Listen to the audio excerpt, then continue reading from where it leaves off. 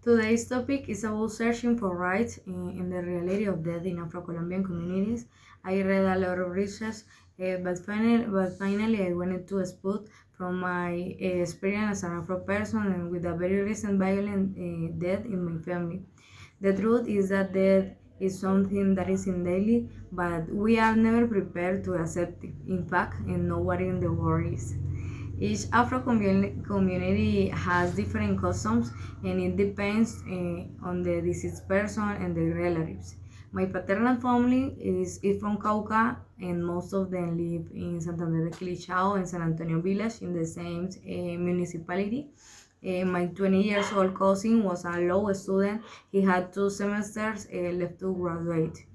His dream was to become a lawyer and enter the Colombian National Navy.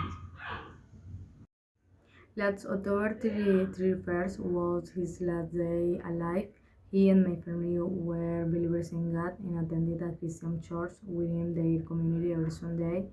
He was playing the drums for the last time in his church service, and the last song he played after the fact was the song that reminded us his last moment. In fact, it was a full of strange song. That night, he went out with another cousin to walk on the sidewalk. He didn't like being out late. He always went home very early at night. But that night, he decided to wait for my aunt with another cousin.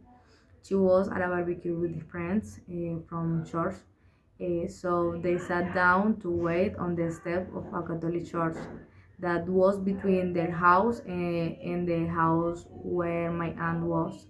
Another victim of the sad moment was a 16 years old friend of my cousin who was passing by and decided to stay there with them, talking and sitting and waiting for my aunt. Some people arrived on a motorcycle and they shot them without mercy. One of my cousins just ran and hid back. Unfortunately, my cousin Samuel doesn't, and neither does his friend. Uh, he was killed. He got shot twice, directly in the head, in chest. My cousin was hit in the chest and he tried to run away, but he was going to go through a fence and got caught in the wire. And the killer climbed up to where he was down and shot him 8 more times in the chest. The violent death of them analyzed a great commotion within the Afro community in San Antonio, where they are all Afro, from the smallest to the oldest. In San Antonio, everyone is talking about them, and atmosphere on mourning is still felt throughout in the community. Our hearts are broken. In the community, it is always customary to whatsoever the dead in the houses of their relatives and neighbors. The house is decorated with bombs, flowers, or photos. Several tents and chairs are spread around. Coffee, agua de panela, aromatics, and bread are shared by everybody. The entire community sings ancient choirs to God until dawn. The dead are prepared in funeral parlors, but they are buried at home. Um, Sometimes liquor is distributed and music is played in honor of the deceased. This depends on each family.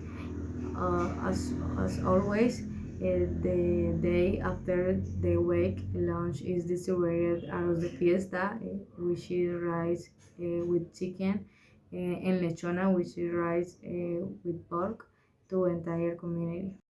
Some relatives or friends of the deceased person go to the cemetery to open the hall where they will be buried. The community has its one cemetery before leaving to bury the dead. The closest family gathers to say goodbye to that person. The body is moved in a hearse. They dress in black and white. Uh, and the whole community marches to the cemetery on foot.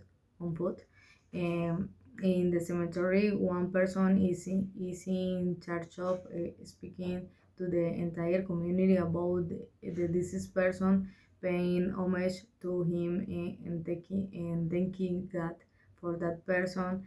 When it's being buried, sometimes they play music or people decided to sing. In the case of my cousin, it was different because it was something violent that shocked the entire community. One day after the burial, the community was called to march, asking for justice, and no more cases like this do happen. Uh, and for 8 days in a row, after the burial, a wake was held, which was attended by a large part of the community heard by what happened. They prayed and sang to God and paid homage to the victims. It's slightly Western look, which is permeated by Christianly uh, and encounter with the God.